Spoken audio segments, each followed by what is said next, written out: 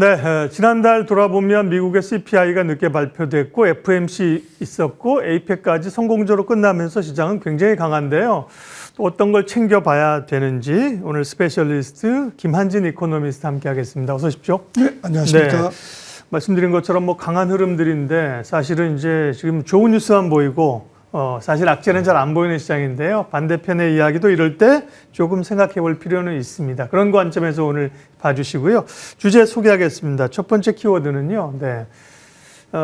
이제 FOMC가 끝나고 금리 인하 추가적인 기대감이 높은데 일부 이제 금리 인하에 대한 회의론, 제동론들이 좀 나오고 있습니다. 추가 금리 인하에 대해서 연준 내에서도 매파들 그리고 무엇보다 파월 의장이 조심스러운 의견을 내비쳤잖아요. 어떻게 해석해야 될까요? 네, 현재 금리 수준에 대한 레벨에 대한 네. 조금 주의를 환기시키는 멘트를 파월 의장이 했고요. 그 의미는 작년 9월부터 지금 최근까지 1.5%포인트, 그러니까 150bp를 내렸습니다. 예. 5.5에서 지금 4.0까지 내려왔으니까요. 그러니까 이게 4.0%라는 기준금리는 경기에 과연 어느 정도 제약적일까, 경기를 위축시킬까, 이런 측면에서 보면, 조금 그렇게 위축시키지는 않지만, 그다지 또, 완화적이지도 않은 그런 정도의 수준이 아닐까 싶습니다. 예. 왜냐하면은 지금 미국의 명목 경제 성장률, 실질과 물가 상승률을 더한 명목 경제 성장률이 거의 5%대잖아요. 그리고 5년 기대 인플레이션이 3%, 그 다음에 10년 기대 인플레이션이 거의 4%란 말이죠. 그러니까 지금 4%의 기준금리라는 것은 살짝 이제부터 내리는 것은 좀 마음 먹고 내려야 되는. 그러니까 지금까지는 이제 좀 경기에 조금 중립적인 그런 정도의 수준이었다면 이제부터는 이제 경기를 부양하려고 마음 먹고 내려야 되는 네. 이제 그러한 상황인 것을 파월 의장이 한번 주의를 환기시켰고 연준 인사들도 의사결정자들도 좀 그런 의견들이 많이 지금 오가고 갔을 거다. 그러니까 들어오는 경제 지표가 안 좋으면 적극적으로 내리고 이제부터 그다음에 물가가 살짝 안 떨어지면 만약에 물가가 안 떨어지면 천천히 내려야 되고 안 내릴 수도 있고요. 이제 이런 상황이 4.0%의 금리의 의미다라는 것을 파월 의장이 한번 주의를 환기시킨 것 같습니다. 이제부터 더 적극적으로 내리려면 내릴 결심을 하고 마음 먹고 내려야 된다고 하셨는데 근데 파월 의장은 사실은 이제 임기가 얼마 남지 않았고 이제 트럼프와 트럼프 쪽 인사들은 마음 먹고 내릴 기세 아닙니까? 그래서 지난번 오셨을 때도 그런 어떤 연준 내 그런 구조나 이런 걸 봤을 때 금리가 더 내려갈 수 있다고 그렇습니다. 말씀하신 건데 네. 경제 체질과 조금 동떨어지더라도 당장 그러면 아직까지는 제롬 파월의 임기와 일부 우려가 있으면 12월에 금리를 만약에 이렇게 안 내리게 되면 시장에 충격이 있지 않을까요? 그럴 가능성은 지금은 그리 높은 건 아니죠, 그렇지만. 그렇습니다. 지난 9월 FOMC에서 포워드 가이던스를 이미 12월 금리 인하를 예고했기 때문에 시장은 당연히 그렇게 생각을 하고 있고요. 만약에 안 내리면 시장이 굉장히 당황스러운 반응을 보이겠죠. 제가 볼 때는 갑론을박에도 불구하고 12월에 25bp 인하는 거의 기정사실 같고요.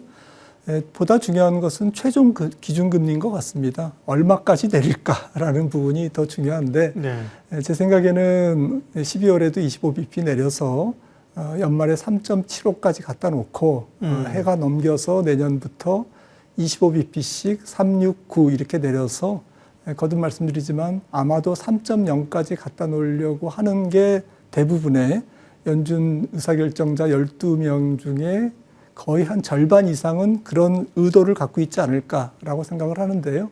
그도 그럴 것이 지금 고용시장이 지금 데이터가 안 나와가지고 좀 그렇습니다만은 최근 데이터는 한 22,000원, ADP 민간 고용 기준으로는 한 55,000건 비농업 신규 일자리 기준입니다. 이 정도의 일자리가 어느 정도냐면은 작년 평균이 19만 건이었어요. 그리고 작년 12월만 해도 사실 25만 6천 건이었거든요. 그러니까 작년 평균이나 작년 12월, 올 연초 이거에 비해서는 지금 거의 10분의 1 토막 정도의 신규 고용 일자리가 나오고 있기 때문에 금리를 서서히 좀 점진적으로 50bp씩 인하할 것 같지는 없지만 예. 점진적으로 인하하는 것에 대한 의견이 그렇게 크게 다르진 않을 거다. 연준 인사들이. 네. 저는 그렇게 봅니다. 향후 금리를 예측할 수 있는 패드워치를 보면 지금은 12월에 인하 가능성이 69%, 그냥 70% 정도 되네요. 근데 일주일 전 혹은 1개월 전에는 90%였는데요. 인하 가능성 확률이 조금 이 폴이 좀 내려가긴 했습니다만 여전히 12월에 금리를 인하할 걸로 이제 보셨고요. 네. 그렇다고 하면 뭐 그렇게 큰 걱정은 이제 아닐 수도 있습니다. 물론 중간에 또 수위들이 좀 바뀔 수는 있지만요. 그 정도 하고요. 다음 키워드로 넘어갈게요. 네. 에이펙에서 뭐 가장 중요한 것은 어쨌든 미중 간의 협상, 이 관세 전쟁이 어느 정도 봉합되는 것이냐였는데 역시나 시장 예측대로 또 지난번 말씀하신 것처럼 그래도 뭐 현안들은 꽤 봉합하면서 넘어가는 흐름들이었는데요. 그러나 이제 끝날 때까지 끝난 게 아니죠. 예. 네, 이제 예. 뭐 디테일로 들어가면 예. 뭐 계속 뭐 조금 싸울 일이 나왔죠. 프레임워크 전체적인 아웃라인을 뭐 이렇게 협정한 거라고 봐야 될 것 같죠. 네, 그 정도로 봐야 될 것 같고요. 일단 뭐 좀 우려했던 일이 없이 무탈하게 잘 끝났다라는 것만 해도 저는 이번 에이펙 회담이 조금 잘 성공적이었다 생각을 하고 있고요. 우리나라 통상과 관련해서는 아무튼 좀 불확실성이 사라지지 않았습니까? 그리고 특히나 외환시장의 불확실성. 앞으로 뭐 어떻게 진행될지는 모르겠습니다만 큰 아웃라인은 일단 연간 200억 달러 한도 내에서 진행되는 거기 때문에 외환시장이 어느 정도는 좀 리스크를 방어하는 그러한 그 결정이었다라고 생각을 하고 있고요. 아무튼 이제 미중 간 무역 협정도 뭐 지금 뭐 말도 많고 탈도 많았지만 거의 봉합되는 수준이고 네. 트럼프도 뭐 미국 정부 입장에서도 그럴 것이 사실은 이제 뭐 내년 중간 선거가 1년밖에 안 남았기 때문에 이제 해를 넘기면 그때부터는 이제 관세보다는 이제 감세, 이슈가 이제 관세에서 감세로 바뀌는 이제 그러한 어젠다의 변화가 미국에도 조금 생길 것 같고요. 그런 측면에서 가장 중요한 미국과 중국 또 한국, 일본 이 3국의 지금 관세 통상협정을 마무리 지었다. 미국 입장에서는. 이번에 근데 저는 좀 다시 한번 놀란 게 중국의 히토류가 상당히 정말 위력적이구나. 그게 중국이 통상 협정을 할 때 협상을 하면서 미국의 레버리지 수단으로 그렇게 활용할 만하구나라는 것을 전 세계에 다시 한번 입증한 이제 그런 측면이기 때문에 말 그대로 휴전이죠. 뭐 조금 수틀리면 다시 히토류 꺼내 들고 그렇죠. 미국은 반도체 제재 꺼내 들 거고요. 예. 네, 그렇게 될 것 같습니다. 네. 역시나 뭐 예상했던 수준입니다. 봉합 수준으로 갈 거라고 했는데 잘 봉합했다, 그렇죠? 네. 일단 잘 봉합했다. 네, 더 이상 확전으로 가지 않는 거였고요. 다음 사실 우리는 뭐 생각할 게 많은데 미국하고 중국과의 물론 어떤 뭐 세계 담판이라고 하는 봉합도 봤지만 사실 우리가 미국하고의 무역 협상을 마무리 짓는 일도 계속 지금 서로 이제 팽팽한 줄다리기를 하고 왔는데 어느 정도는 이 부분에 대해서 합의가 됐는데요. 이 부분은 어떻게 봐야 됩니까? 네. 우리나라 그렇죠. 네. 한미 간에 우리와 미국. 네. 일단은 뭐 우리도 말씀드렸듯이 통상 불확실성을 일단 뭐 매듭을 지은 거고요. 네. 좀 조인트 팩트 시트가 이제 나와야 알겠지만 보다 더 명확하고 또 불확실성이 한 단계 또 낮아지는 그러한 문서화 작업이 남아 있고요. 네. 또 문서화 작업 다음에는 이제 건 바이 건으로 이제 사업이 진행될 때 이게 상업적 합리성이라는 것을 이번 의제로 지금 들고 나왔는데 우리는 이제 조금 상업적으로 합리성이 결여된 것에 대해서는 조금 사업을 재검토하거나 또 수익 배분에 있어서 뭔가 여러 가지 우리가 안전장치를 이번에 챙겼다라는 부분이 의미가 있거든요. 네. 그런데 이게 이제 이번 협상의 결과대로 조금 실제로 이제 액션에 들어갔을 때 사업이 진행되면서 어느 정도 원활하게 우리의 의도대로 진행될지 정리해서 말씀드리면 사업적인 위험은 계속 남아 있다. 그리고 이것은 트럼프 정부 앞으로 3년간뿐만 아니라 앞으로 뭐 예를 들어서 민주당 정부가 바뀌더라도 예. 그거는 뭐 트럼프 때 그러니까요. 협정한 거니까 우리는 좀 미안한 어떤 걸로 해줄게, 어떤 걸로 해줄게 거거든요. 뭐 이러진 네. 않을 거거든요. 그러니까요. 이제 그런 측면에서는 뭐 이게 장기 프로젝트고 또 이 프로젝트의 성격상 미국 입장에서는 수익성이 결여된 사업을 들고 나올 가능성이 높다라는 점에서 우리나라 정부 또 기업 뭐 마스카 프로젝트는 그렇다고 치지만 2천억 달러의 프로젝트에 대해서는 우리가 상당히 저수익성이 조금 그런 위험이 내재된 사업에 우리가 손댈 가능성이 있다라는 거. 이게 우리나라 기업들의 얼만큼 수익성에 주름살을 주는지, 네. 부담을 주는지 이런 부분들이 앞으로 이제 디테일한 위험 관리의 좀 과제라고 할 수 있겠죠. 네. 그래도 이제 팽팽하게 줄다리기 하면서 버티고 그죠? 여기까지 이제 와서 어느 정도 합의를 이끌어냈는데 이것도 이제 지금 한 약속을 가시화 실제로 실천하라고 하면 사실 부담이 되는 건 사실이다. 그죠? 이런 얘기들이었고요. 그래서 어쨌든 시장이 보면 이제 그걸 바로메트로 알 수 있는 게 환율 아닙니까? 연달아 환율이 극적인 합의가 달렸다고 하면 사실은 1,400원 밑으로 순간적으로 떨어져야 되는데 아직 우리 환율 한번 보여줄 수 있나요? 아직도 환율이 높은 수준의 1,400원 위에 있다는 게 지금 말씀하신 거 그런 걸 외환시장이 해석하고 있다 이렇게 봐야 되겠군요. 네, 투자 불확실성에 대한 부담감을 환율 시장이 여실히 네. 지금 드러내고 있다 이렇게 봐야 되겠죠. 근데 최근에 우리나라 환율은 원달러는 사실은 엔화에 조금 피해를 본 감이 있습니다. 네. 엔화가 계속 올라가면서 우리나라 환율을 끌고 올라간 측면도 있고요.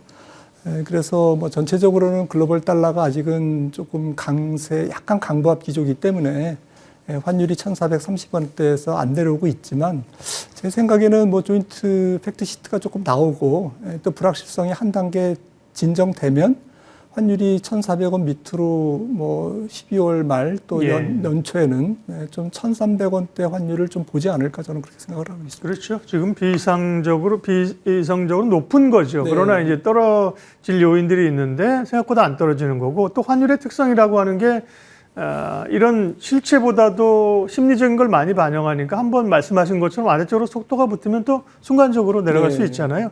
네. 일단 연말 1,400원 밑으로의 가능성을 보셨고요. 네. 다음 키워드 보겠습니다. 네. 우리 시장 얘기입니다. 시장이 뭐 뜨겁습니다. 코스피 5,000포인트가 이제 정말 멀지 않은 것 같고요. 4,000도 이렇게 순간적으로 빨리 올 수 있구나. 5,000도 먼지 않았고 JP모건에서 6,000까지 얘기하고 있는 역대급 강세장인데요. 한편으로는 너무 빠른 것이 아니냐라는 생각도 있지만 지금 그런 얘기 해봐야 욕먹기 딱 좋은, 그렇죠? 이렇게 장이 가는데 무슨 소리야, 그렇죠? 그리고 뭐 만약에 조정받으면 그런 얘기 해가지고 그만큼 장이 강하지 않습니까? 예, 어떻게 보세요? 네, 저희가 이제 너무 길게 박스피에 갇혀 있기 때문에 우리가 이제 잔상이 남아 있는데 사실 2003년 클라우드 서버 사이클, 반도체 사이클이 강하게 2003년부터 2007년까지 왔는데 그때 코스피가 500에서 2000까지 갔습니다. 4배 정도 올랐죠. 그리고 조금 시계를 뒤로 돌려서 아주 옛날 86년도에 아마 기억나실 겁니다. 3조 호황기 때 그때는 코스피가 130에서 거의 1000까지 6배, 7배 올랐거든요. 이제 그런 것도 생각한다면 한번 불이 붙으면 시장이라는 것은 좀 무섭게 가는 게 이게 아주 특이한 현상이 아니라 뭐 자주 있는 현상은 아니지만 좀 일상적인 그러한 패턴이다라고 한번 이해를 할 필요가 있는 거고요.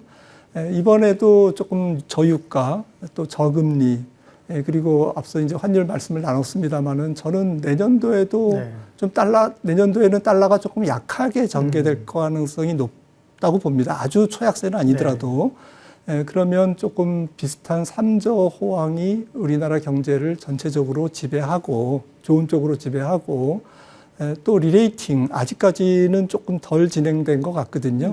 지금 우리나라 코스피 PR이 13배인데 아시아 평균이 한 17배 정도 되니까 조금 아무래도 좀 리레이팅, 조금 수익은 조금 수익도 개선되지만 수익의 개선 정도보다는 주가의 상승 속도가 조금 높아지면서 PBR이라든지 PR 레이팅이 올라가는 이제 그러한 과정 속에 있다. 무엇보다도 중요한 것은 저는 반도체 사이클이 지금 2년밖에 진행이 안 됐어요. 지난 2006년 아까 이제 2003년 말씀드렸고 또 2016년 서버 사이클 같은 경우에는 거의 4년 진행됐거든요. 2016년부터 코로나 직전까지 4년간 반도체 사이클이 진행됐기 때문에 이번에 AI발 반도체 사이클도 지금 한 2, 3년 정도는 너무 짧다. 앞으로 반도체 사이클이 한 1, 2년은 더 남아있다라는 측면에서 시장 주도주가 아직까지는 살아있는 그러한 상황으로 우리가 이해를 할 필요가 있다고 생각을 합니다. 네. 시장에 대해서 뭐 강세 마인드를 지금 뭐 꺾을 만한 그런 이유가 별로 없는 그런 흐름들입니다. 네, 시간이 오늘 뭐 주어진 시간이 다 돼서 마지막으로 김한진 박사님의 투자 인사이트로 우리가 투자에 대한 시장에 대한 이야기를 정리하겠습니다. 존 템플턴의 이야기죠. 강세장은 행복 속에 사라진다. 아니 이렇게 지금 잘 가는 강세장에서 지금 강세장이 사라진다는 말씀이십니까? 어려운 얘기입니다 지금 그죠? 이런 네. 얘기를 하시는 이유는 네. 강세장은 뭐 비관 속에서 태어나서 네. 회의감 속에서 자라고 낙관 속에서 그렇죠. 꽃을 피우고 네. 또 행복 속에서 도취감 속에서 사라진다라는 네. 건데요. 우리가 이번 그 장이 언제 꺾일까? 좀 대세 상승이 꺾이고 이제 하락장으로 갈까는 이 도취감, 영어로 유포리아라고 하지만은 이 모든 사람들이 경계감이 없는 도취감에 빠질 때가 이제 정말 위험할 때다라는 거고요. 아직까지는 도취감 상태는 아닌 것 같습니다. 네. 아직까지는 조금 이성적인 판단을 하고 있는 것 같고요. 합리적인 의심, 또 자제된 포모 이런 걸로 봐서는 앞으로 조금 더 사람들이 조금 무분별한 무장 해제, 정신적인 무장 해제가 나올 때 조금 더 경계하면 좋을 것 같습니다. 네. 네, 오늘 여기까지 하고요. 내일 스페셜리스트 시간에는 유진투자증권 한병화 이사가 오시는데요. 2차 전지 핵심 뭐 ESS 아닙니까? 그리고 2차 전지에 대한 기대감 어느 정도까지 이번 장에 녹여낼 수 있을지 내일 깊은 이야기 하도록 하겠습니다. 오늘 스페셜리스트는 김한진 박사님 함께 했습니다. 인사드리겠습니다. 고맙습니다.